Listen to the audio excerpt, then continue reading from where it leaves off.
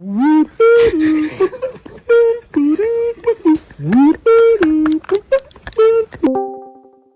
veux quoi, bouffon? Votre attention, s'il vous plaît. Je vous demande un tonnerre d'applaudissements. Une première ce soir, c'est le Hip Show! En exclusivité sur YouTube tous les lundis soirs, deux chroniqueurs que tout oppose se réuniront pour vous faire une synthèse hebdomadaire sur le basketball. Bonjour à tous pour cette 10e émission, déjà 10e émission du Rip Show, et on a toujours autant de viewers que du nombre d'habitants dans la capitale du Malawi.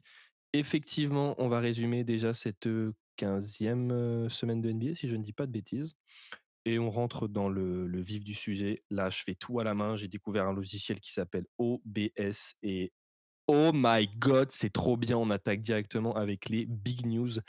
Et qui dit big news, bah, ça veut également dire la chronique que je déteste le plus, l'Injury Report. Et on attaque avec... alors on va faire Ça très va, elle est simple. bien, elle est bien, elle est bien. Je la hais, vraiment, je la hais. Oh, ça Je va. mets l'écran, le petit Il y a écran, des dynamiques. paf. Et oui, on est sur ESPN. C'est TF1 ou quoi? Mets-moi un petit plan rapproché sur Thierry Ardisson là. Paf. Et ouais, donc on attaque. J'ai pris alors, parce que cette chronique me fait avoir des verrues, et j'ai pris les plus gros noms, j'ai À pris quel les endroit? 8 noms sur le gland. Non, Les plus gros, les plus gros noms qui en fait sont sujets à des blessures qui sont sur le temps. Parce qu'à chaque fois, je vous parle des day-to-day, des mecs qui sont out pour le match qui s'est passé il y a 3 jours. Donc on va prendre les plus importants. On attaque directement avec une franchise, je ne sais pas si vous la connaissez, elle est pas ouf. Ouais, Boston Celtics exactement. Et on va parler de Marcus Smart. Tout simplement Marcus Smart qui était déjà absent dans le match face aux Lakers et qui a une petite blessure tout simplement à la cheville et qui très belle victoire voilà. d'ailleurs. Ouais, très belle victoire, j'ai envie de me crever les yeux. Il a une petite blessure à la cheville. Visiblement, le staff médical l'attend de retour, attend son retour d'ici 1 à 2 semaines. Donc, rien de bien grave pour le meneur de Boston, quand on sait que Boston, de toute façon, a déjà Derrick White ou Malcolm Brogdon. On reste dans les baies, on va avec les Brooklyn Nets, nos amis de Brooklyn qui sont privés déjà depuis 3 semaines de Kevin Durant. Si je dis pas de bêtises, ouais, c'est 2-3 semaines, et qui vont devoir encore attendre 2 semaines, voire plus, parce qu'il va être évalué par rapport à son genou. On rappelle qu'un Jimmy Butler sauvage a sauté sur son genou droit, si je dis pas de bêtises. De ce Et que j'ai vu, ça donc, progresse bien quand même, sa blessure. ouais, puis Vraiment, je pense il que, est bien et il a l'air chaud. Il est vénère de pas pouvoir jouer. ouais, et il est Donc ouais, plutôt là, il est. fort pour revenir de blessure en règle générale. Enfin, Oh, puis même, il est plutôt fort tout court. ah ouais, il est bien fort. Update du côté de Chicago avec les Chicago Bulls, Lonzo Ball. Bah, rien de bien positif finalement parce qu'il n'y a pas forcément de calendrier qui est posé ni de deadline. Enfin, si, il y a une deadline, mais en fait, il n'y a pas trop d'infos. Le coach Billy Donovan, donc comme vous pouvez le lire ici, en fait, bah, il y a pas de positif par rapport au genou de Lonzo. Il est pas du tout proche du retour et il a déjà eu une discussion avec toute la team et puis le staff médical, et donc il y a une deadline, comme vous pouvez le lire là, qui sera All-Star break, et s'il revient pas du All-Star break, c'est ciao pour la saison. Donc ça pourrait être une saison blanche, et pas une maison blanche pour, notre ami des Bulls. On sait Passable. qu'il manque beaucoup, on sait qu'il manque énormément au collectif de Chicago, et que, ben, 3&D comme ça avec aussi un QI basket, très, très, très élevé, bah, on sent que c'est lourd du côté du collectif de Chicago. On était à Chicago, on va aller à Dallas, là où ça fait, du western, ça cherche du pétrole et ça se tape sa sœur. Bam! Et qu'est-ce qui se passe? Christian Wood, réévalué dans une semaine. Petit souci au pouce, on peut plus mettre de pouce en l'air pour les vidéos YouTube du Rip Show du côté de Christian Relou! Wood. C'est Relou! pénible, Le lâcheur. le gros lâcheur. Mais bon, Christian Wood, on sait qu'il est, alors il peut être précieux comme ça peut être sur l'échelle de David Bertans, il peut être plutôt haut du côté du collectif de Dallas. Donc ça n'empêche pas Dallas de gagner des matchs. Enfin, plutôt là, ces derniers temps, ils ils en perdent plutôt. Ils sont à 1-3 sur la semaine, ce qui en fait fait mes plus belles nuits de sommeil finalement. Mais voilà, Christian, tout simplement out. Ça pèse un peu quand même dans le collectif des Dallas Mavericks, parce qu'on a aussi Luka Doncic qui est out depuis 1 ou 2 matchs, si je ne dis pas de bêtises. Et bah, c'est un petit peu pénible, mais bon, ça fait nos affaires avec Enzo. On enchaîne avec un petit pivot très, très apprécié de la NBA. Un des je pense des nicest guys qui existent et là, je sais que tu as envie de pleurer les yeux, Enzo, mais un des mecs les plus gentils de la NBA, Steven Adams, Non, en qui vrai, je l'adore, pour de vrai. il est adorable. Oui, oui. C'est tombé dans la nuit du 24 janvier pendant un match, alors je sais plus face à qui. Bah, gros souci, alors c'est PCL, donc je pense que c'est postérieur crossed ligament. Donc il se l'est froissé tout simplement et c'est pas très joli et on attend de le voir de retour sur les parquets, 3 à 5 semaines, mais à mon avis, ça va plus avoisiner les 2 mois parce que c'est pas une jolie blessure et ça se voit déjà dans le collectif de Memphis qui est en 0-4 sur cette semaine, bah, que le petit Stevie, il manque énormément dans l'équilibre, et puis dans l'expérience aussi du côté de Memphis parce que bah, les petits fanfarons, ils se font casser la gueule parce qu'ils l'ouvrent un petit peu trop et ça finit pas bien les matchs et ça perd contre des équipes qui pourraient, amplement froisser. Il nous reste 3 joueurs. On va aller, faire une update, du côté de monsieur Karl Anthony Towns, pardon, qui, bah, là, c'est pareil. Il y a pas de calendrier de retour. On ne sait pas quand est-ce qu'il va revenir. Il y a pas plus d'infos que ça. Juste, le head coach, Chris Finch a juste dit que, bah, son mollet. Bah, il y avait pas forcément Continuer, ouais. plus. Ouais, on est C'est sur le retour, mais il y a pas d'amélioration nette, donc on peut pas fixer une date. Ça peut très bien être, dans 2 semaines, comme ça peut être une fin de saison finalement. c'est ça. Et là, pour le coup, côté collectif des Wolves, avec ce qu'on a vu en début de saison, il manque pas trop le Titi. Il a pas joué au basketball depuis, le J'aurais 28 même tendance à dire novembre. qu'il joue mieux sans lui. Enfin bref. Je suis totalement d'accord, il a pas joué depuis le 28 novembre et certes, on en parlait juste avant l'émission, les Wolves sont sur une belle dynamique parce qu'ils ont eu des calendriers cléments, ils sont tombés sur des creux de vague de certaines équipes performantes, mais les Minnesota Timberwolves, ils sont en 3-1 cette semaine et ils se sont logés dans le play-off, 6e position, donc bravo à eux. Une autre équipe qui est toujours en play-off pour l'instant, mais qui pourrait rapidement chuter, c'est nos amis de la Nouvelle-Orléans, pardon. Bah, Zion, qui va être réévalué dans 2 semaines. Il devait être, réévalué il y a il y a quelques jours, pour, voir s'il pouvait retrouver les parquets, parce que ça fait déjà 3 semaines qu'il est absent et bah, là, ça va être presque 5 semaines, voire plus d'absence. On sait que Brandon Ingram est de retour. Alors je sais plus exactement quand est-ce qu'il a rejoint les parquets NBA, mais, ça ne gagne pas. C'est une semaine en 0-4, c'est chou blanc pour la Nouvelle-Orléans. Et on sent que l'absence de Zion, malgré des gros travaux de la part des petits jeunes et également de CJ, ça gagne pas les matchs et ça fait les affaires des, Portland Trail Blazers et des Los Angeles Lakers en termes de course au play-in et En vrai, play-off. bof, parce Oui. on capitalise pas, hein. Oui, Enfin non, bref, on se fait casser la gueule. on aura le temps d'en parler. Et le dernier, c'est notre ami Devin Booker qui va être évalué dans une semaine, donc début février. Très positif. Son N, son adducteur et visiblement, c'est en bonne voie et ça ferait du bien aux Phoenix Suns qui arrivent à tenir la baraque. Ils font une belle semaine en 3-1, 3 victoires, une défaite et ils se logent, laisse-moi 9e. Ils ont pris une place cette semaine. Hem, c'est plutôt positif quand on sait que l'équipe a été vachement sujette aux blessures. Là, on voit encore dans l'injury report, mais du Landry Shamet, du Cameron Payne, du Jake Crowder, enfin Jake Crowder, il a jamais vraiment joué au basket. Mais il y a eu également du Chris Paul, du Cam Johnson qui était pas présent, heu, sur les parquets, donc ça fera du bien, à nos amis de Phoenix qui, je le rappelle quand même, il y a quoi? Il y a 1 mois et demi, ils étaient 1 de la conférence, Ouest. C'est Donc tout va ouf. très vite. Tout va très, très vite. Fini, alors laissez-moi manipuler toutes ces choses-là. La technologie, c'est dur. Fini pour notre, injury report. Je crois que j'ai fait relativement vite. Et je Ouais, pense ça qu'on va. va essayer de garder ce rythme-là parce qu'en fait, à chaque fois, on parle de gains, on s'en fout, quoi. Donc l'injury report est clos et on attaque, je dois le dire, bah, une de mes chroniques préférées, les trade rumors. Parce que là, alors là, par contre, si Ouais, je ça se peux me rapproche, hein. permettre, C'est parce il y que a la des, il y a deadline des se choses à dire, rapproche. hein. Là, il y a des trucs à foison, ça sort, tout le temps.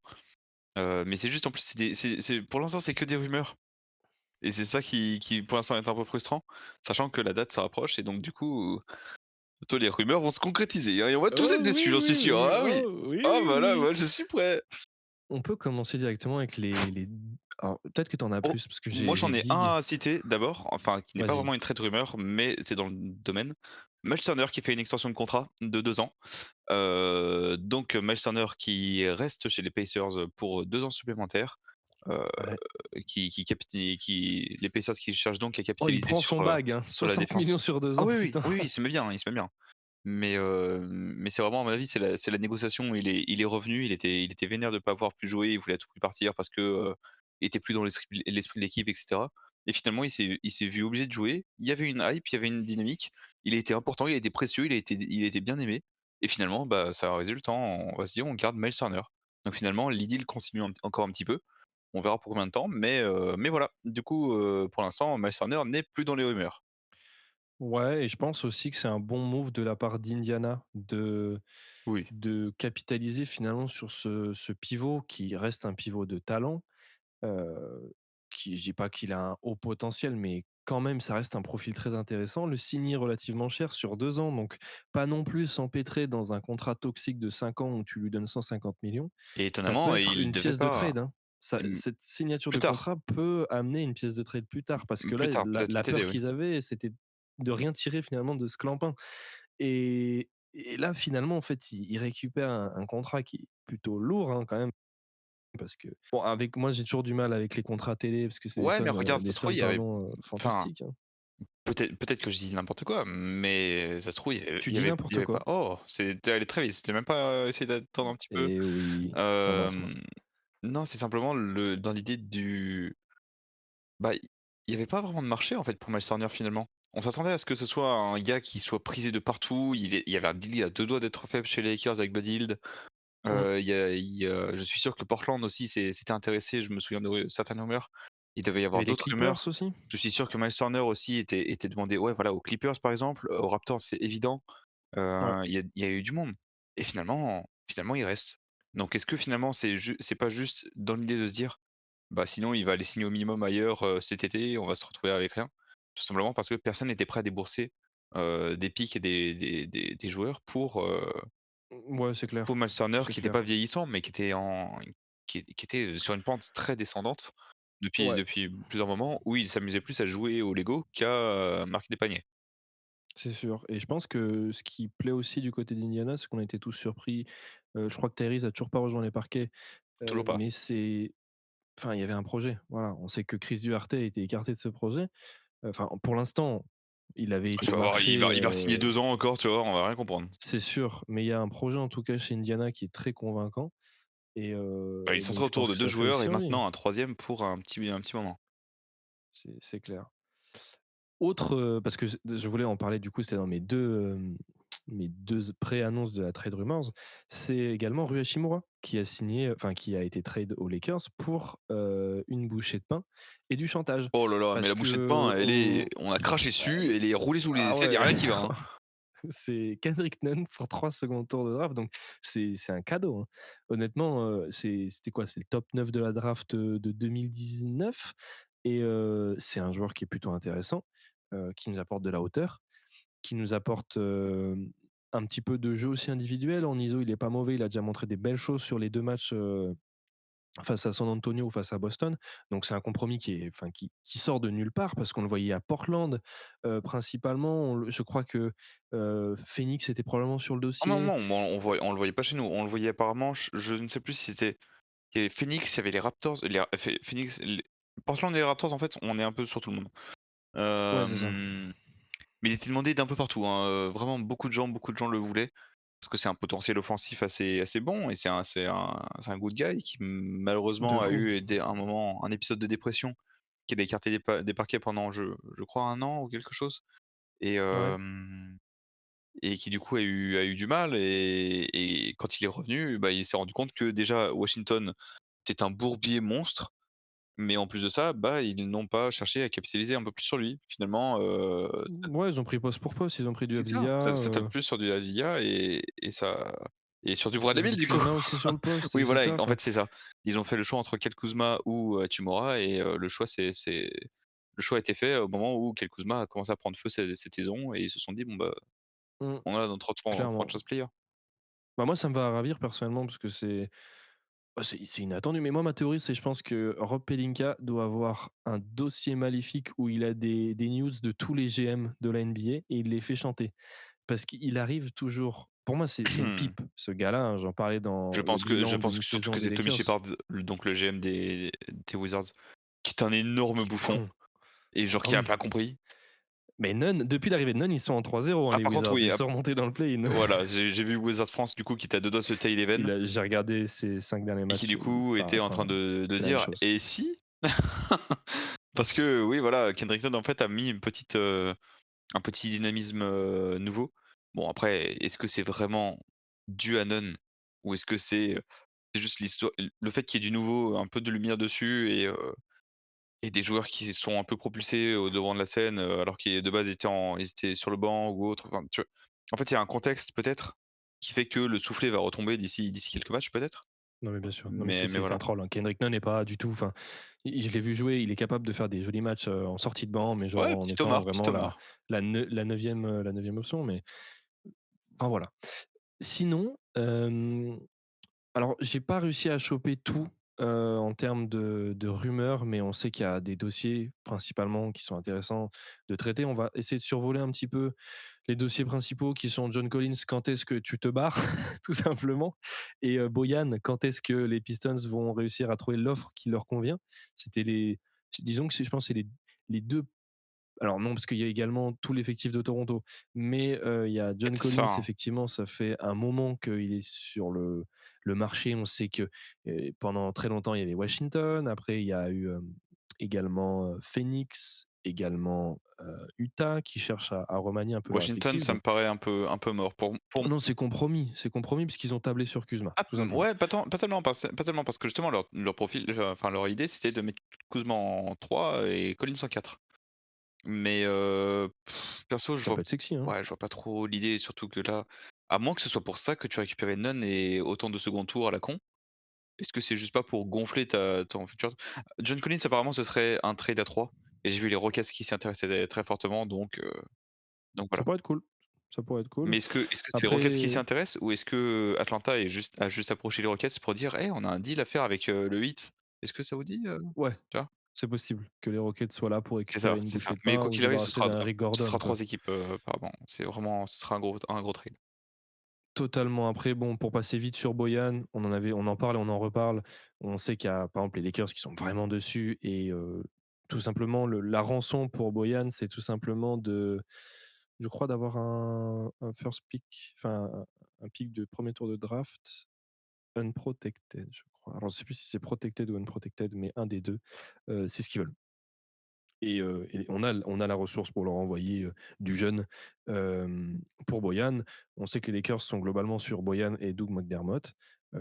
Après bon, il y a toujours Westbrook qui peut être une pièce à trade, mais personne n'en veut, hein. Le pipeau que nous avait joué Jenny Buss et Rob Pelinka en mode: «On pense qu'on va garder Russell Westbrook», à d'autres, c'est parce que personne le veut.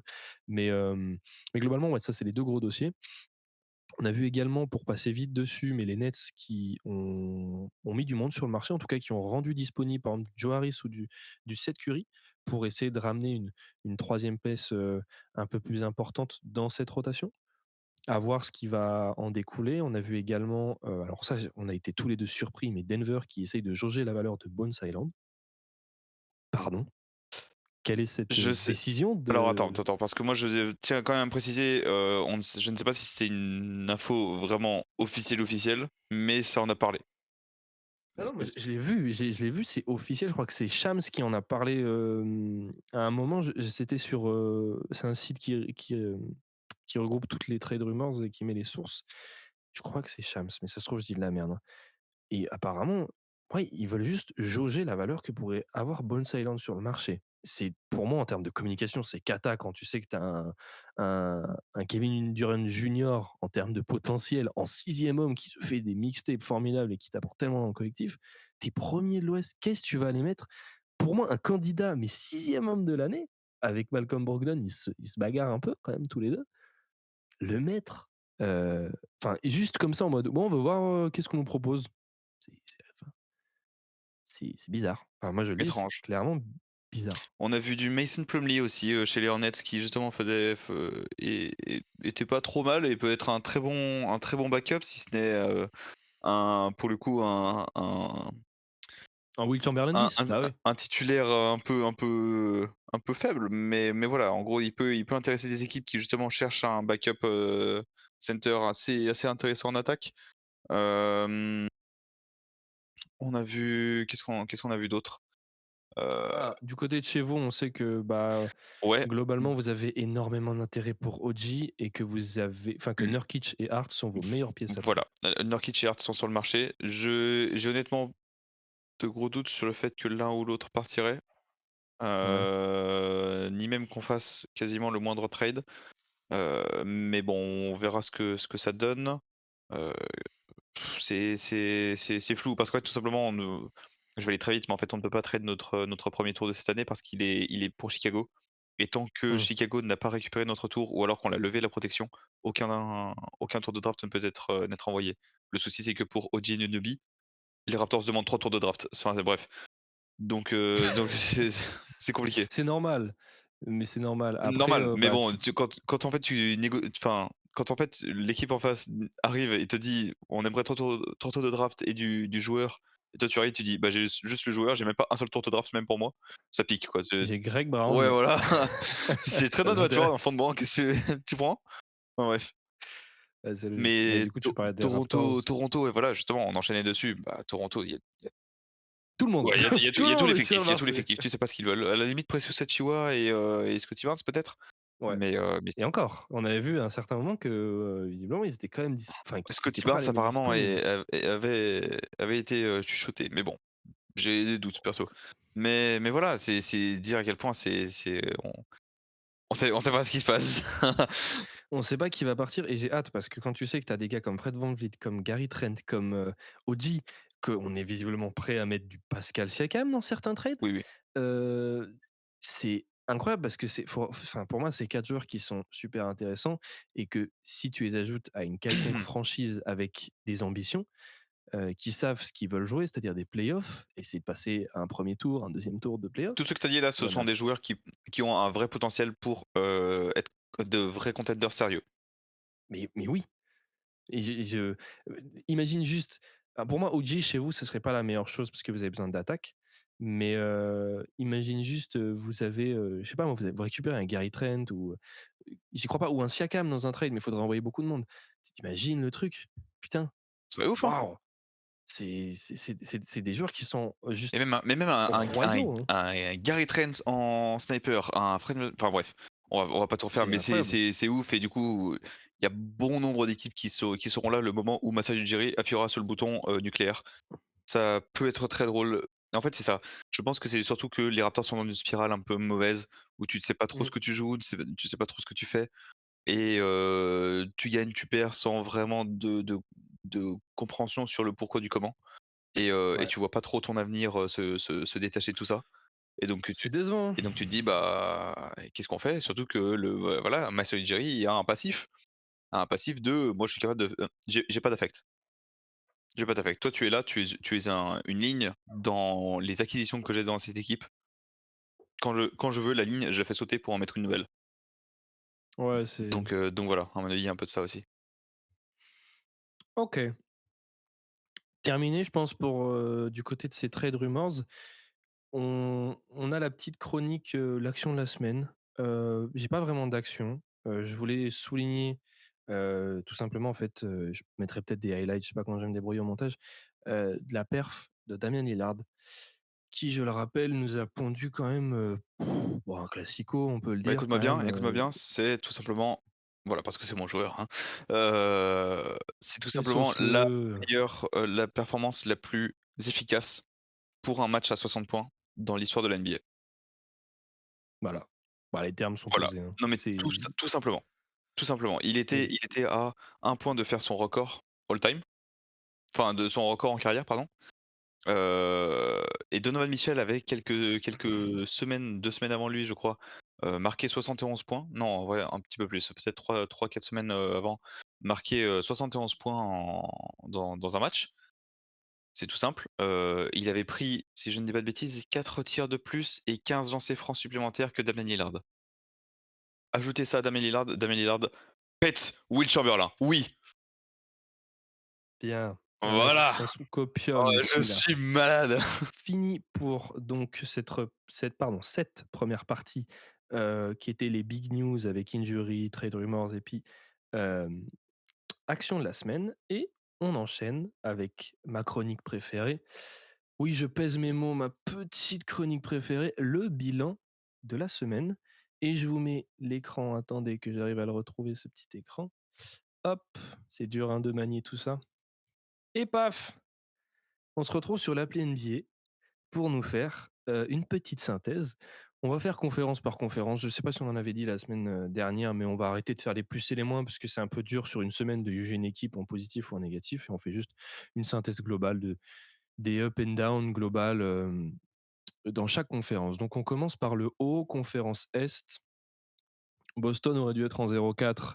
Visiblement, ils ont soudoyé des arbitres qui font partie du Ku Klux Klan pour gratter cette victoire hier face aux Lakers. Ils sont en 1-3 et ils auraient pu être en 0-4. Ils sont dans une passe un petit peu difficile, on doit l'avouer, ce qui ne leur empêche pas de toujours trôner à l'Est. Et d'ailleurs, globalement, à part juste les Wizards et les Chicago Bulls qui ont interverti leur place, juste en plus, c'est juste un tie-break puisqu'ils sont tous les deux à 23 victoires et 26 défaites, comme on peut le voir ici. Ça a pas bougé. En termes de position, rien n'a bougé. C'est-à-dire que Philadelphie, Milwaukee, Brooklyn, Cleveland, Miami, New York, Atlanta, Indiana sont toujours au même point et que le fond de la conférence, c'est-à-dire Toronto, Orlando, Charlotte et Détroit, sont toujours au même point. On a eu le droit quand même à 2 belles semaines, notamment de Milwaukee qui se relance un peu avec un Giannis qui est redevenu convaincant. Je vous mets juste sous les yeux ces petites statistiques. On va pas prendre son frère, on va prendre Giannis. Voilà, 29 points, 33 points et 41 points avec 12 rebonds, 14 rebonds, 12 rebonds. On retrouve un petit peu le Giannis de l'ancien temps parce qu'on avait eu quand même un gros creux de vague du côté de Milwaukee. Et puis on a également une belle semaine de Philadelphie et également aussi une très très belle semaine de Miami, hein. Miami qui se retrouve avec une infirmerie étrangement vide et qui, tout simplement, sur les 10 derniers matchs, comme on peut le voir, ils sont en 7 victoires, 3 défaites. Et ça roule. Finalement, en fait, le Miami qu'on attendait globalement avec cet effectif, ce coach, ces role players, moi, je crois que je les avais mis top 4 ou top 5 et tu avais dû les mettre sensiblement Dans ces eaux-là, dans ces ouais. eaux-là. Et bah, ils sont en playoff, puis ils sont installés en playoff. C'est-à-dire que là, c'est 28 victoires, 22 défaites. C'est un bilan qui est totalement convenable. Ils n'ont pas à rougir du tout. Ils se relancent. Alors, mais Miami, c'est un peu comme Los Angeles Clippers. C'est des franchises où on a ronflé toute la première partie de saison parce que ça patinait un peu, mais ça gagnait quand même des matchs parce qu'ils avaient un collectif quand même relativement indécent. Et bah là, ils sont là où ils sont, ils méritent également. Enfin, ils méritent totalement de l'être, quoi. Mais côté conférence Est, même dans le fond de la conférence, on a toujours du Indiana, du Atlanta qui patinent également, notamment Indiana à cause de l'absence de Tyrese. Mais je pense que quand il va revenir, ça va redémarrer. Et puis on a effectivement, le GOAT, hein, Kendrick Nunn qui, une fois qu'il a rejoint, l'écurie de la capitale, bah, ils se sont mis à gagner. Tout simplement 3 victoires de suite et même là 5 victoires d'affilée. Hem, visiblement ça clique du côté de Washington. Personne n'y croit. Heu, mais bon voilà pour la conférence Est et puis conférence Ouest. Par contre, alors ce qui est bien dans la conférence Ouest, c'est que ça gigote dans tous les sens. C'est pas Les dur, hein. cadres, ça bouge dans tous les sens. D'une semaine à l'autre, C'est un embouteillage, mais c'est scandaleux c'est et ce qui l'autoroute est du cool, soleil, un oh 14 oui, juillet. ah ouais, oh oui, un petit 14 juillet là. Ah! Hem, les 1ers et ben, ils perdent. Denver 1-3 sur cette semaine.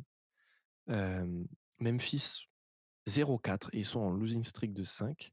C'est Ça commence à être dur. Bon, après pas d'alarme, enfin, faut pas s'alarmer, hein, 31-18, 34-16, hein. Ils ont de la marge, ils sont quand même Denver est à 6 victoires de Sacramento et Memphis est à 4 victoires de Sacramento. Donc ils ont la marge totalement. Même si on en parlait précédemment, Memphis, hein, l'absence de Steven Adams, je pense qu'elle va se faire ressentir et je pense que quand on arrêtera de gonfler les stats de Jaren Jackson Jr., on se rendra compte qu'il est pas si ouf que ça.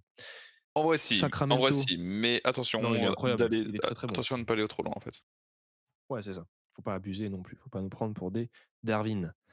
Darwinham, tu l'as ou pas, Jordan? Mmh, mmh mh. Sacramento signe une semaine correcte. On sait qu'ils ont été dans un petit creux de vague, mais bon, ils sont en 1-2. Donc le top 3 reste inchangé, mais c'est un top 3 que j'aime beaucoup. C'est une NBA qui est différente de ce qu'on a pu connaître avec des dictatures comme Golden State, les Clippers et les Lakers qui ont été en haut de tableau. Enfin, les Lakers, ils ont été en haut de tableau une saison. Mais ça change un peu et ça fait plaisir. On parlait des Clippers. Bah, les Clippers, ils sont sur 5 victoires d'affilée, 4-0 sur la semaine. Kawhi Leonard, on aurait pu le mentionner un jour de la semaine. Je ne le ferai pas, je déteste cette franchise. Il n'y a qu'une vraie franchise à Los Angeles. Mais bon, les Clippers, ils se replacent en quatrième position. Enzo et moi, on les avait mis premiers de notre bracket dans nos pronostics au début de la saison. Bah, ils ont totalement, enfin, c'est affreux à dire, mais ils ont totalement les ressources d'y Ah aller, oui, en oui, fait, oui, malgré oui. un Bah, début de tu vois, par saison, exemple, mais chiant, quoi. ce soir même, on a appris que justement les Clippers allaient affronter les Cavs qui sortent justement de 20 victoires en 25 derniers matchs. Donc gros match à attendre. Bah, c'est marrant. Bam, juste à la suite de ça, Kawhi et PJ ne joueront pas ce match. Tiens, tiens, tiens. Pour de vrai, en fait, c'est juste usant. C'est juste usant parce que c'est un irrespect envers l'équipe, envers les fans, envers le basket, envers les adversaires même. Parce que c'est tu concèdes un match et pourquoi finalement? Pour te reposer et finalement ne pas être si performant quand on a besoin de toi. C'est Ouais, et puis au final, se faire brosser le cul oh non. en 7 face à Denver en 2020 et puis manquer, manquer les playoffs en 2022, quoi. Enfin, Ouais, c'est ça. c'est nul. La seule vraie, je crois, campagne de playoffs qu'ils font, ils vont en finale de conf. Si je dis pas de bêtises d'ailleurs, pour la première fois de leur histoire, ils battent, Utah Jazz en 2021 en 6 et après ils se font casser la gueule par les Suns, en fait. Donc les Clippers en vrai, enfin moi ça me hors de moi de parler de cette franchise parce que je les trouve vraiment pas bien. Enfin genre, c'est trop dommage parce qu'ils pourraient vraiment rouler sur la ligue sans aucun problème, ils le font pas et on a on n'a pas plus d'infos que ça, en fait. C'est juste, du load management à l'excès. Ils font ça depuis vraiment c'est la quatrième année qu'ils font ça et tout le monde en a plein le cul, quoi. C'est chiant. Donc voilà, après, on a quand même New Orleans également qui sur, 7 défaites d'affilée, ça commence à être très, très dur de côté de la Nouvelle-Orléans. On était, de la Nouvelle, bien sûr, hein, de la Nouvelle-Orléans. Ils étaient 2e pendant un certain temps. Ils ont dégringolé petit à petit. Là, ils sont en 2-8 sur les 10 derniers matchs. C'est dur sans Zion et visiblement le retour d'Ingram est pas bon alors il est revenu il y a quelques matchs, hein, mais pas si convaincant que ça. Par contre, la belle opération à l'ouest, bah, c'est Minnesota. Minnesota qui se hisse tout simplement, on en En fait, parlait, juste ça avant. joue surtout sur le fait que, s'il y en a qui dégringolent, il en faut certainement certains qui remontent, que ce soit par la Totalement, performance que juste en régularité. En l'occurrence, exact, Minnesota, c'est de la régularité. totalement. Golden State, c'est de la régularité. Oui. Golden State, toujours 7e. Dallas, irrégularité. Ils perdent 3 places. Ils étaient 5e, ils descendent 8e Mmh. Ouais et ils font et une semaine un peu crado, quoi. maintenant que Doncic, s'il ne met pas des semaines à 60 points ou des folies de scoring et de oh, je dirais pas de la chance, mais bon, son putback la dernière fois là pour recoller et partir en prolongation. C'est de la réussite, il y a de la réussite. Oui, mais voilà, là, tu vois, justement, on n'est plus sur de la réussite excessive à ce point.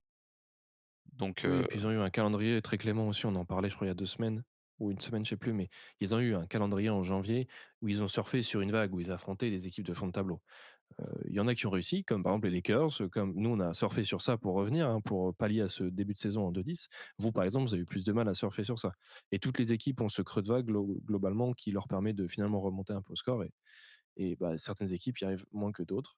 Après on a toujours, bah, Phoenix qui se dépatouille plutôt bien, Utah qui arrive à rester en play-in en étant à l'équilibre. Ça reste un résultat qui est, bah, plutôt chouette pour le l'équipe qu'on n'attendait pas du tout à ce niveau-là et puis après on a toujours, bah, Oklahoma City qui surprend, qui va aller chercher des matchs compliqués face à Denver, donc ça rend fou Enzo et moi parce que, bah, nous on est juste derrière en train de toquer à la porte, on a 23 défaites, 23 victoires et et puis bon, bah, les Lakers, j'en parlerai tout à l'heure dans comment vont tes Lakers, mais le match d'hier soir, c'est un peu un coup de massue dans cette course au play-in, même si, comme l'a dit Darwin il reste 32 matchs. Et Darwin, en 32 matchs, il faudra que tu trouves les solutions pour aligner un 5 majeur correct.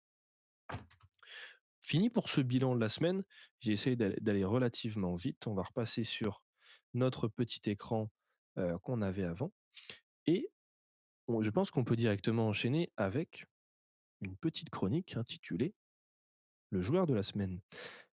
Je sais plus comment c'était réparti. Toi, tu prends celui à l'ouest. Donc, je t'offre l'honneur de commencer et de nous révéler ton joueur de la semaine à Alors, l'ouest. je vais citer un joueur qui est très bon, très intéressant, très flashy, et cetera, mais dans une équipe que je n'aime pas. Donc ça va être dur d'en dire beaucoup, beaucoup de bien, mais c'est Anthony Edwards qui sort d'une semaine, bah, folle en fait. Pour moi, il a 2 doigts d'être renommé, joueur de la semaine, si ce n'est quasiment du mois. Heu, donc il sort de plusieurs victoires là, 4 victoires donc contre 2 contre les Clippers, une contre Miami, les Clippers, heu, OKC, ouais, les Spurs, Houston aussi. C'est Mais pourtant avec la manière en soi, donc il y a c'est toujours des matchs assez serrés, c'est toujours des matchs assez tendus, mais eux arrivent à s'en sortir. Là où d'autres équipes justement, je vise particulièrement la mienne, choke. Donc Anthony Edwards justement qui a vu, que depuis un petit moment, ils étaient en même pas qualifiés dans le play-in alors qu'il y avait l'ajout de Rudy Gobert. Alors que malgré l'absence de Kat, bah, normalement c'était censé bien jouer parce qu'ils avaient récupéré un peu de banc, ils avaient certaines certitudes, heu et finalement ça patinait. Et donc du coup, Anthony Edwards s'est dit: «Bon bah vas-y, c'est le moment de prendre ses responsabilités». Il a enfilé le maillot, il s'est dit: «Bon bah voilà, on va y aller». Il a secoué un peu Gobert, il a serré la main de Dio et ils sont partis au combat. Et le combat en a résulté en un Anthony Edwards qui quand même devient il est non pas indiscutable, mais il devient un prétendant très, très intéressant, ne serait-ce que pour le All-Star, alors qu'avant c'était impensable de le mettre tellement sa saison était un peu, flinguée.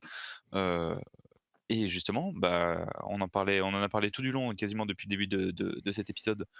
Heu, Bah, tout le monde est en train de dégringoler à l'ouest en termes de classement. Il y a des défaites, partout tu as New Orleans qui a perdu 5 matchs d'affilée, les Grizzlies qui en perdent 5, même les Denver Nuggets qui sont un peu à la peine, Dallas qui galère, tu vois? Ça patine un peu. Et ben justement, Minnesota, c'est ceux qui ont réussi à faire leur trou au milieu de, au milieu de Portland, au milieu des Lakers, au milieu du Jazz, de Phoenix. Ils ont réussi à remonter et là ils sont au même niveau que les New Orleans Pelicans qui étaient 1er, 2e pendant une bonne partie du début de saison et que commencent vont tenter maintenant de s'installer en top 6. Chose qui était impensable il y a à peine 3 semaines quand ils étaient hors play-in. Ouais, Non mais totalement. pour de vrai, c'est fou. Donc déjà, ça montre une chose, l'Ouest est blindé. 2, ça montre une deuxième chose, bah, il y en a un qui justement arrive à être clutch, arrive à porter son équipe et fait son rôle de leader, autant vocal que par exemple. Et Anthony Edwards fait le café, fait le taf. Alors évidemment, il est pas tout seul justement, je citais D'Angelo Russell, il y a un Kyle Anderson aussi qui devient vraiment, vraiment précieux, dans ces derniers matchs. Il va falloir que je le cite, ça me troue le cul, Rudy mais Gobert. voilà, il y a un Rudy Gobert qui juste a arrêté de faire ses petits tweets à la con. Bah, non, je vais arrêter. Il y a un Rudy Gobert qui juste s'est recentré sur ce qu'il devait faire de mieux, à savoir lever les bras en défense et savoir, oui, voilà, faire ses contres et cimenter la défense de Minnesota parce qu'il en avait besoin. C'est pour ça qu'il a été recruté et c'est ce qu'il fait maintenant et je pense que tous les Wolves en sont absolument ravis. Et maintenant, en fait, tu te dis juste: «Bah, voilà, maintenant la seule incertitude, c'est quand est-ce que quel est le retour de Kat?» Parce que maintenant, petit à petit, tu te dis: «Bon, bah, voilà, les Wolves», on en parlait en off, je suis moyen d'accord. Je pense que c'est plus à tempérer, mais la vérité est là. Il y a une dynamique qui s'installe. Il y a une vraie dynamique qui s'installe chez les Wolves, qui ont réussi à prendre certains matchs, qui justement ont réussi à prendre en confiance et qui s'installent justement maintenant à l'Ouest. Donc maintenant qu'ils peuvent non pas se relâcher et se reposer, mais juste solidifier leur base. Maintenant, le GM sait, quelles sont les nécessités dans l'effectif, sait ce qu'il faut faire. Le coach aussi est un peu plus conscient du niveau de ses joueurs et de comment s'en servir. Edouard Desillo savent jouer au basket et porter leur équipe pour l'attaque. Donc vraiment, vraiment sincèrement, très, très surpris de l'apport d'Edwards justement, je le voyais bien plus en deçà, cette saison et je me disais que justement c'était peut-être une saison pas blanche, mais que lui allait être celui qui souffrirait le plus. de l'arrivée de Gobert et du coup qui allait peut-être être échangé ou alors, qu'il y aurait en tout cas c'est de lui que partirait le remue-ménage et finalement non. Finalement non, il m'a fait mentir et justement il a mis les points sur les i et s'est lancé. C'est ouf, c'est ouf, c'est trop bien. Bravo à lui, bravo à lui. Hem, donc après cet éloge envers les Wolves, hein, une équipe qu'on adore, et je vais partir, si je crois que c'est le même que la semaine dernière, mais je vais partir encore sur Marie-Joëlle Embiid, hein. Bah, il est juste, alors les Sixers sont uniquement en 2-0 cette, semaine, donc le panel de matchs, il est que de 2 finalement. Mais en fait, ce qui m'a convaincu, c'est sa performance comme vous pouvez le voir hier face à Denver. Denver qui est la deuxième meilleure équipe en termes de bilan de la NBA, il arrive, il a dit: «Jokic, tu ma pute». 47 points, 18 rebonds, 5 assists, 3 styles de On bloc. pourrait croire que là Nicolas vient d'exagérer, mais c'est probablement ce qu'il a dit. Parce que Joel Embiid est très habitué aux gestes obscènes. Eh oui! Eh oui, célébration, le Contre les triple Nets là, H. waouh, c'est bam bam bam! Bon il a pris une petite amende, Ah, mais 25 qu'est-ce que 000 €. c'était drôle, qu'est-ce que c'était drôle. Non, mais il est incroyable et dans le match, il est à 58 au field goal, il est à 57 à 3 points. C'est un pivot qui est très fuyant et avoir ce genre de statistiques sur un volume de tir aussi élevé, c'est c'est très fort et donc bravo à lui parce que, bah, il assoit encore plus sa domination. Je pense qu'il s'installe aussi petit à petit dans le classement du MVP. Faut pas dormir sur monsieur Joël parce que là, je vous montre les stats également, on va pas partir en débat, mais il a joué que 36 matchs. C'est un gros moins en termes de panel parce que là, il a loupé en gros à peu près 14 matchs. Mais bon voilà, presque 34 points. Il est à 53 au field goal, 35 à 3 points. C'est-à-dire que son pourcentage à 3 points est plus élevé que l'entièreté du collectif des Lakers sur la saison. Il est à 10 rebonds, 4 assists, ça fait des comptes, ça fait des styles. C'est bravo à lui tout simplement, je vais pas m'éterniser dessus, parce que je l'apprécie pas. Lol, je rigole. Mais voilà, c'est juste XXL, c'est un joueur de talent et il a le classement des Celtics, juste pour vous le montrer, mais Ils sont 2e. voilà, ils sont 2e, ils sont passés devant les Bucks, ils sont 32-16, donc ils ont joué 48 matchs, donc il en a loupé, 12. Donc c'est quand même pas mal. Fini pour, cette petite partie joueur de la semaine, ce qui nous permet tout simplement et de partir sur l'exotic player of the week. Je vais continuer sur ma lancée. J'étais à l'est, donc je vais partir à l'ouest et je vais venir saluer la performance de Dennis Rodman Junior. Bravo à vous, Jérémy Sochan, Sohan, Sochan, il y a 15 000 prononciations, j'ai l'impression que les Il a commentateurs, ils plus de sont sous prononciation de noms crack. que de coupe de cheveux. Par contre pour de C'est vrai, vrai, la coupe c'est de réel. cheveux me foudroie. À chaque match que je vois de lui, il a une coupe de cheveux différente et elle est folle, c'est trop bien, c'est trop bien. Il a des C'est un fleurs. giga BG, c'est un giga Ouais, de BG fou. et bah, voilà, il est rookie, donc les Spurs assoient encore plus leur scouting, report, hein, finalement, parce qu'il a été 9e, au choix de la draft cette année. Donc là, les statistiques sont pas forcément criantes, comme vous pouvez le voir, hein, 10 points, 5 rebonds, 2 passes et demi. Le Titi, il a 19 ans et voilà les performances qu'il a plantées. Donc la plus récente, c'est quand même 30 points, 8 rebonds, 5 passes. Voilà. C'est dans une défaite face à Phoenix, mais il est clean et donc on est dans l'exotique, donc automatiquement, c'est des performances qui sont moins criantes que d'autres.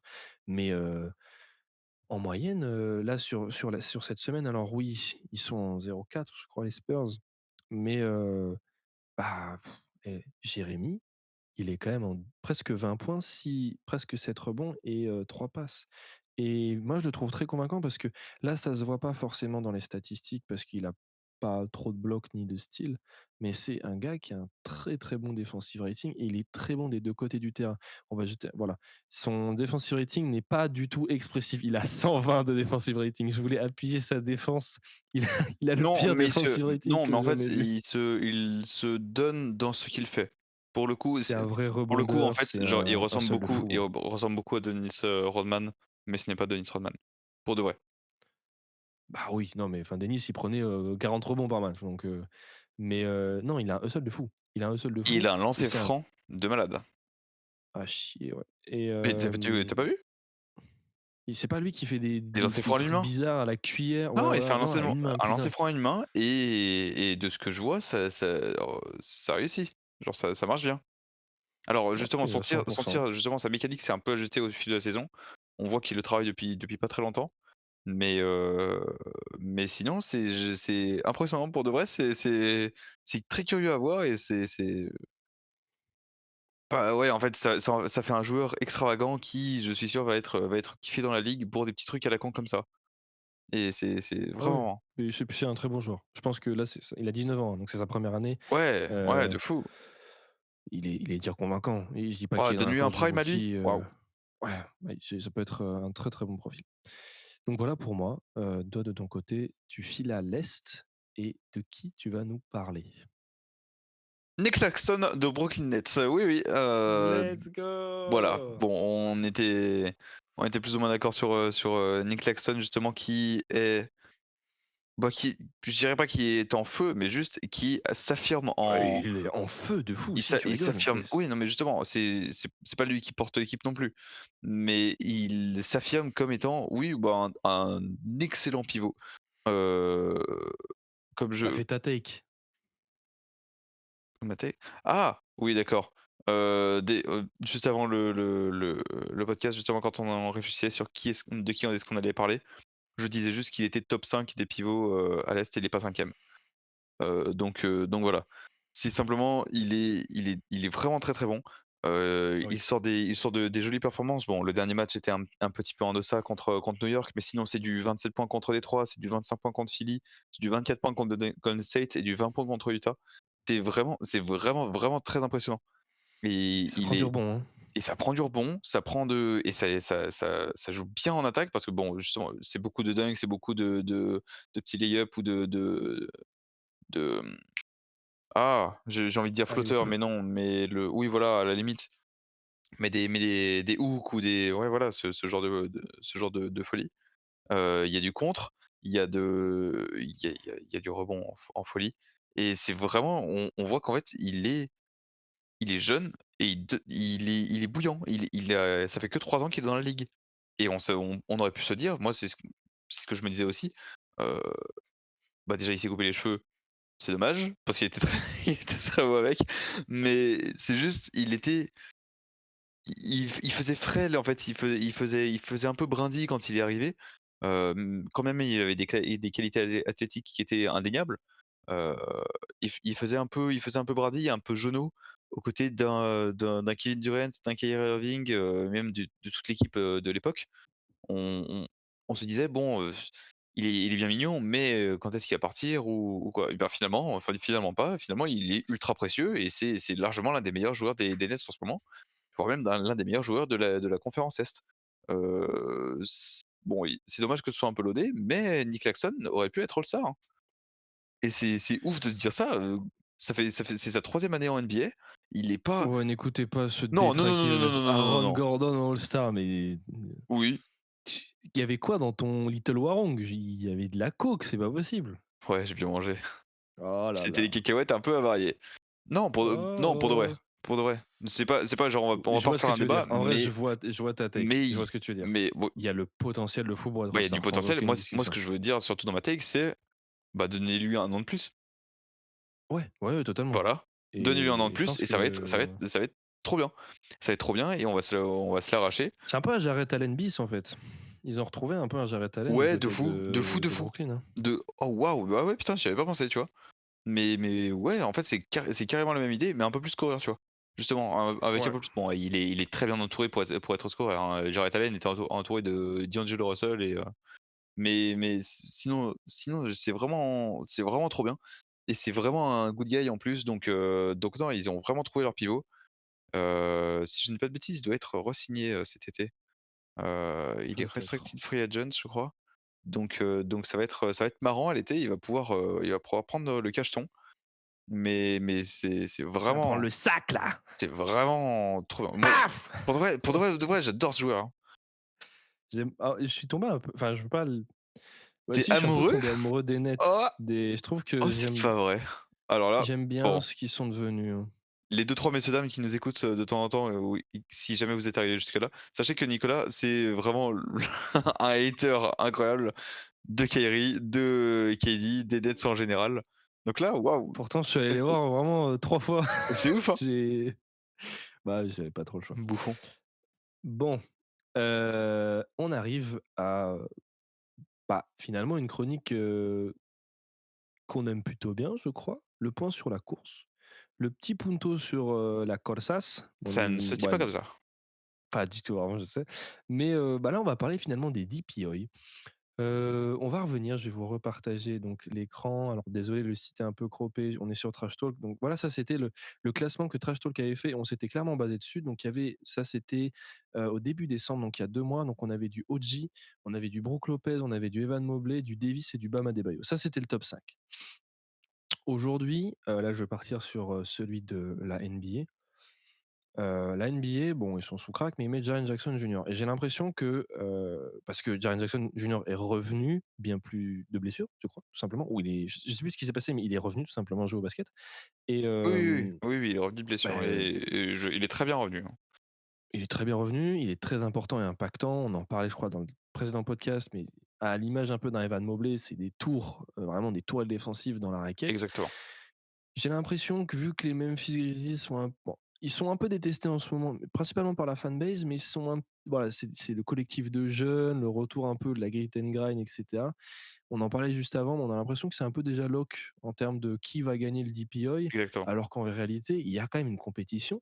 Les noms qui ressortent également, bah, c'est Brook Lopez, toujours, et moi, j'aime pas forcément la take de mettre Brook Lopez défenseur de l'année, même Mais c'est si il uniquement est parce très qu'il tire des 3 impactant. points que tu ne le veux pas. Non, mais même je trouve que Alors que ça n'a après rien je à suis voir, pas c'est ça, c'est du suffisamment côté renseigné, attaque. je trouve que le collectif globalement, je trouve que c'est une pièce archi importante dans le collectif des Bucks, mais globalement en fait, il y a trop de trop bons défenseurs chez les Bucks et j'ai l'impression que c'est parce qu'il a beaucoup de stats, parce qu'il est grand, parce qu'il fait des contres, à l'image un peu d'un Rudy Ouais, mais Gobert, l'un n'empêche mais pas là où l'autre. Rudy Gobert, j'avais l'impression qu'il était peut-être un peu plus impactant et finalement dangereux en tant que contreur dans la raquette. Alors que là, Lopez finalement, c'est en le dernier volet d'une défense, juste, coupe-gorge quoi. Tu tapes du Jrue Holiday, du Chris Middleton et hop, t'as quoi? Tu as Giannis Antetokounmpo. Ah merde, il y a un mec qui fait 2,17 m dans la raquette qui va mettre un contre.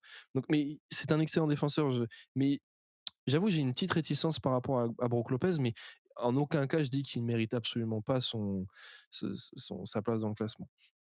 Alors là, ils nous ont mis Nick Claxton, la NBA. Bon les gars, faut C'est lâcher, il mérite clairement d'être mentionné, cela dit, hein. Mais en fait, ouais. pour moi, en fait, il y a vraiment Non mais là leur des top crans 3 d'écart, en fait. c'est Jaren Jackson, Brook Lopez et Nick Claxton et du coup, OG Anunoby, il fait du diabolo ou Ouais, mais c'est OG quoi ce bas? ouais, mais ouais, bof. OG, là, mériterait d'être en mention.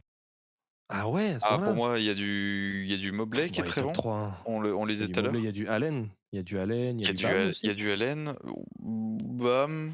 Pour moi, c'est pas la saison, où c'est le plus marquant et où il mériterait de gagner. Non.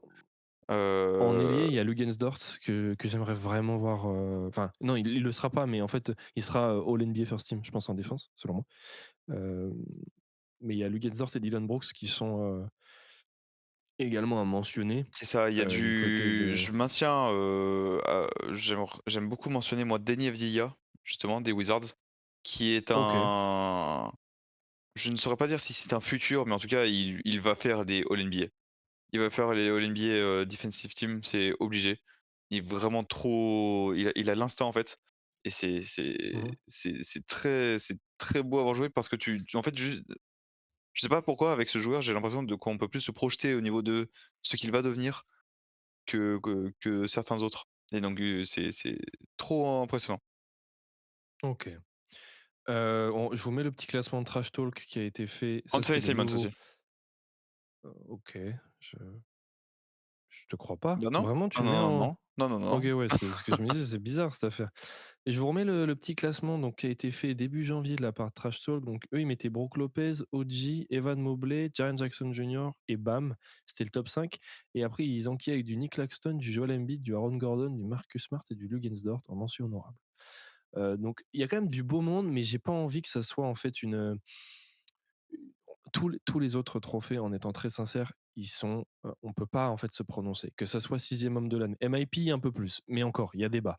Mais sixième homme, MIP, MVP, qu'est-ce qu'on a d'autre? Coach of the Year?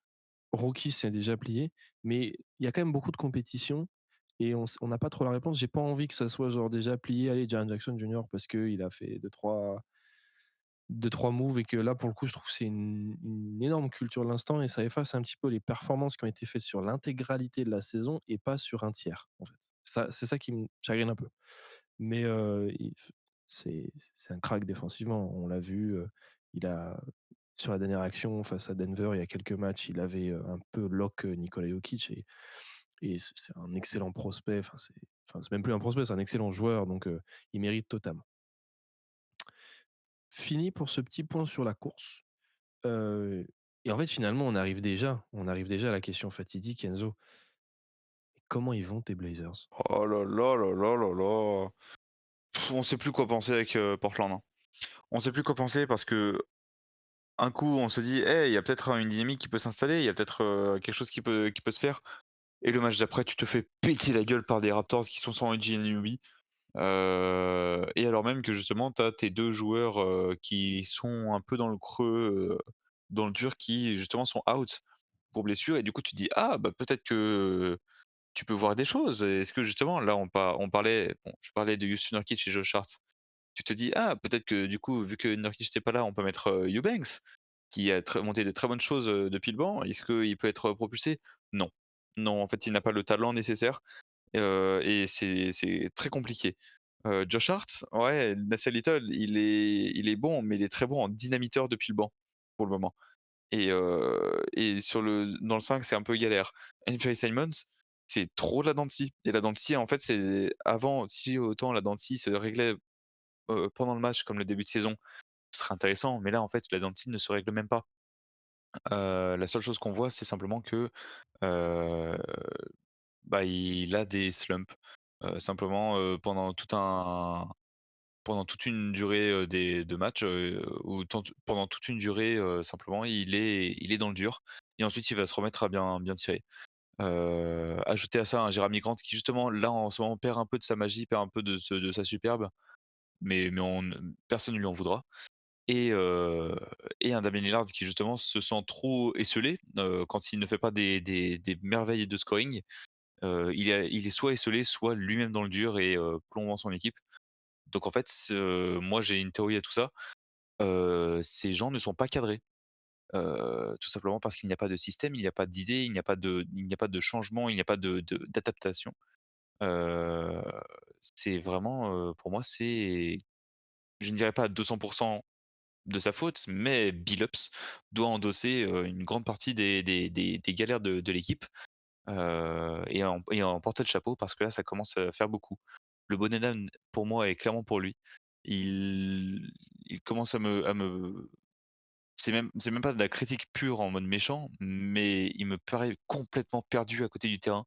Non, j'en parlais en off à Nicolas, il me paraît ailleurs en train de se dire: «Mais attends, c'est vraiment moi là le coach, le head coach, c'est celui qui est censé cadrer les joueurs, alors que moi je suis complètement à l'ouest». Il est perdu, le pauvre.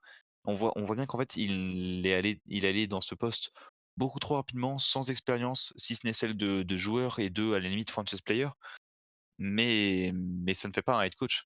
Ça ne fait pas un head coach, le head coach, c'est celui qui garde la tête froide, qui doit faire des choses, et là on en vient à regretter Terry Stotts. On en est là, et du coup on se dit: «Mais la vision défensive qu'avait Billups, de faire du drop en défense, d'avoir des zones par moment, ça ne marche pas». Ça ne marche pas, et en fait c'est je ne saurais pas dire si les ses idées justement sont arriérées et viennent d'une époque où lui était joueur, mais que la NBA a changé, ou tout simplement que, elles ont marché pendant quelques matchs cette saison, et très vite les équipes ont su s'adapter parce que le jeu est devenu stéréotypé. Et en attaque, il n'y a rien.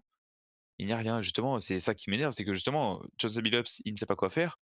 Il a des assistants sur le banc, il se retourne, qu'est-ce qu'il voit? Il voit Scott Brooks. Bordel de merde, qu'est-ce qu'on fait? J'en peux plus. Oh le prank! Non mais pour de vrai. Non mais c'est juste usant en fait, et du coup, bah, tu vois pas trop de perspective. Là, on en vient justement, Josh Hart et Nurkic ne sont pas là. De quoi on a manqué pendant un match, le temps où ils étaient pas là, on a manqué d'impact, ce que peut apporter Josh Hart quand il drive au panier, on est sûr de lui quand qu'il aille chercher la faute ou le panier, parce qu'il fait toujours le même move, mais pourtant il met toujours le panier et on avait besoin de taille et la taille, c'est ce que Yusuf Nurkic apporte. Justement, le fait qu'on ne l'ait pas eu hier, on a clairement vu ce qu'il apportait dans l'ombre. On a vu qu'il apportait de la taille, on a vu qu'il apportait une présence défensive, même si c'est pas toujours incroyable, mais il apporte quelque chose. Heu et justement, en fait, ces récents déboires nous ont fait oublier le joueur qu'il était. Le truc, c'est que justement, bah, ils sont pas sur le départ, mais ce sont les pièces les plus probables si trade il y a. Le souci étant qu'on ne peut pas trade notre first pick comme je le disais plus tôt. Donc en fait, on est juste bloqué et là, on ne sait pas si on va faire un petit ajustement, si on va faire un gros trade un peu ouf ou si simplement on va rester tel quel et on va prendre un pic. Pour l'instant, les déclats, qui viennent nous disent que nous, on va tout faire pour justement aller en play-off, que Cronin n'est vraiment pas content de ce qu'il se passe, avec, l'effectif qu'il a construit. Bon, il a fait avec ce qu'il avait, mais pour moi, je suis très satisfait de ce qu'il a donné déjà et j'en attends de plus. Justement, on voit que c'est quelqu'un qui justement n'a pas eu froid aux yeux, a su faire les certains choix et ça a apporté un effectif qui sur le papier est très intéressant par rapport à avant. Maintenant, il suffit que l'effectif soit cadré et l'effectif soit, vraiment complet, plus jeune, moins jeune et plus expérimenté. Donc on est à rien de le faire. Justement, là, on a l'info comme quoi, Jeremy Grant, a refusé une offre sur 4 ans parce qu'il voudrait signer 5 ans. Et du coup, c'est une signature qui se fera d'ici l'été, aux alentours des si j'ai bien compris, aux alentours des 125, 150 millions peut-être, au maximum. Donc ce qui serait très bien. Ça y est, Lillard aurait son ailier. Qu'est-ce qui manque? Qu'est-ce qui manque? Pour moi, il ne manque que de quelques ajustements et d'un bon coach. Mais quand est-ce qu'on va faire les mouvements? Quand est-ce qu'on va faire les changements? Là, on ne sait pas où on va. Heu et c'est compliqué. C'est compliqué, on verra parce que justement, encore une fois, on a de la chance parce que l'Ouest est blindé et tout le monde a du mal à créer de l'espace avec, les poursuivants. Tout le monde se fait rattraper, il y a des changements de place dans tous les sens.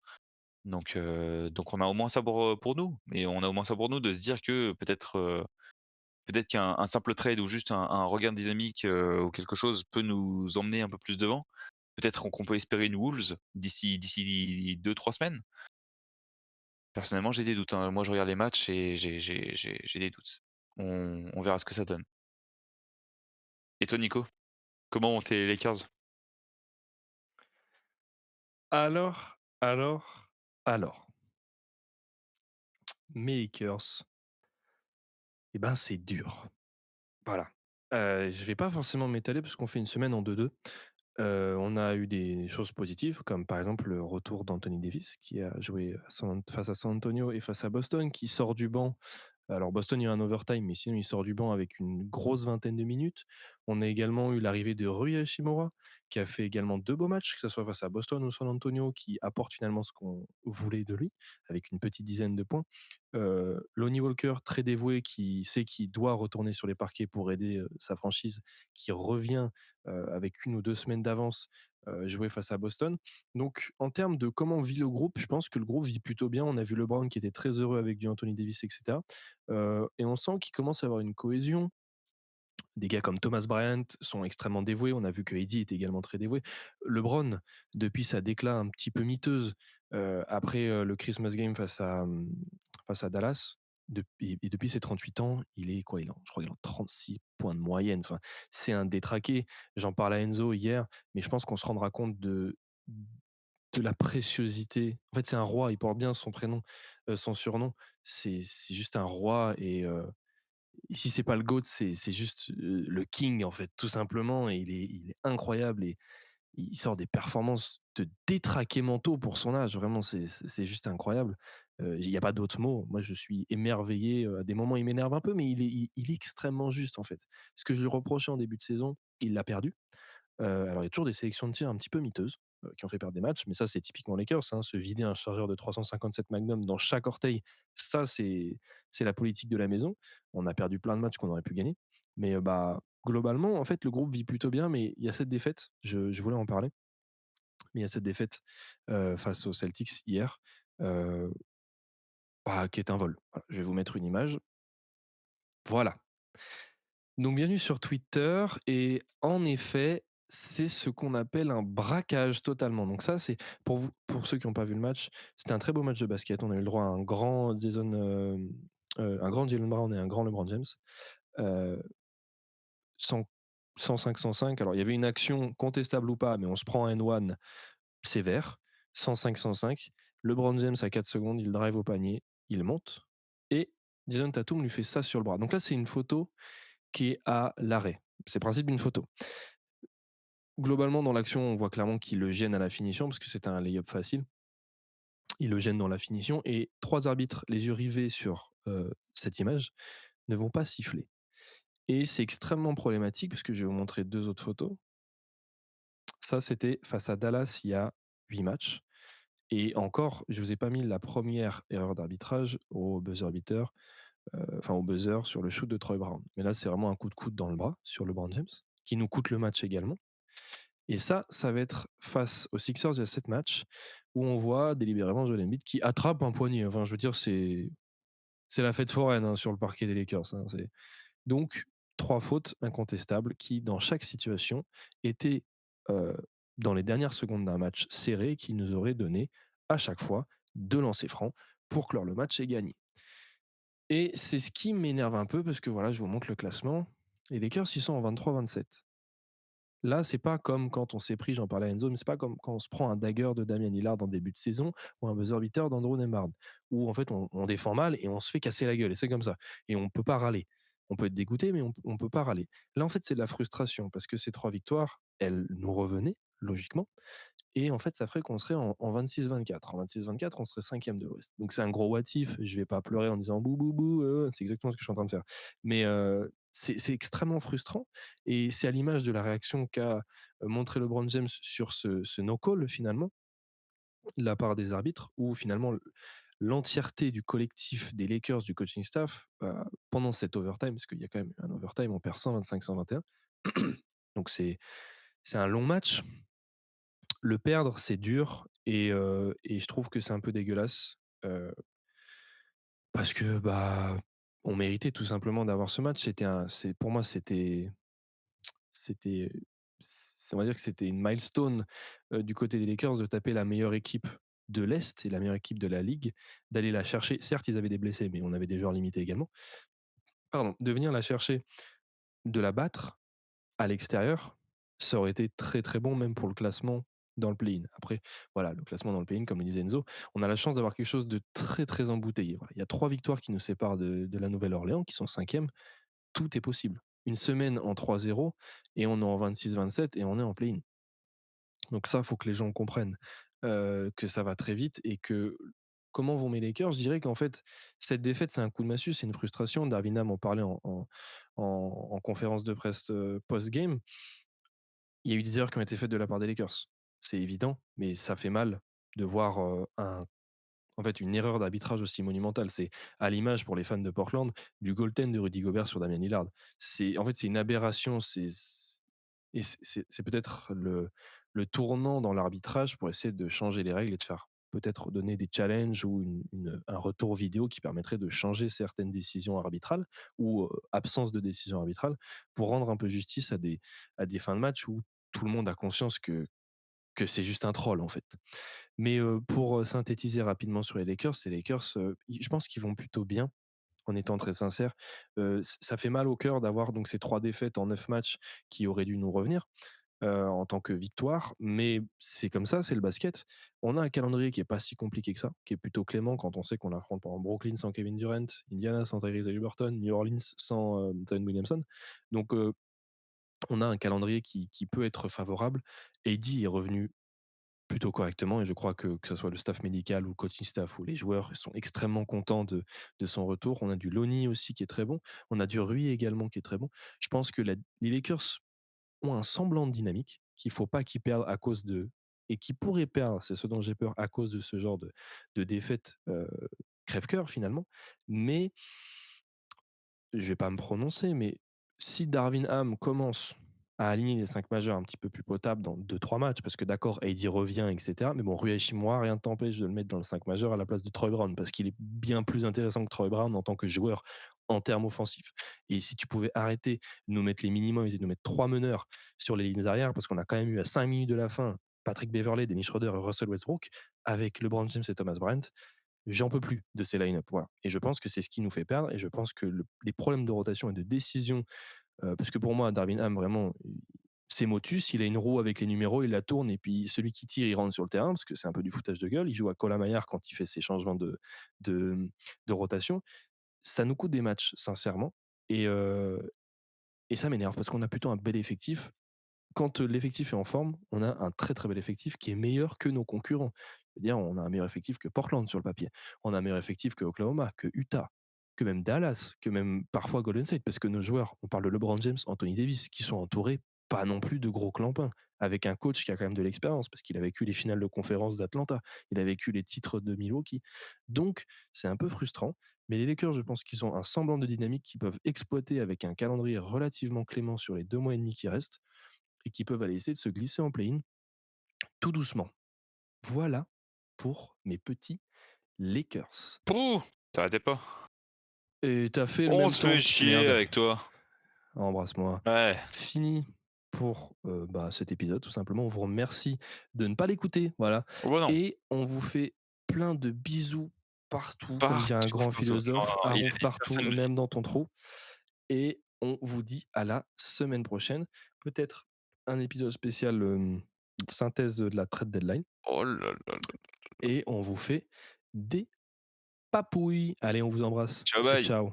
C'est la fin du blanc, hein, vous pouvez plus acheter de couette, Non. hein. Allez, bisous.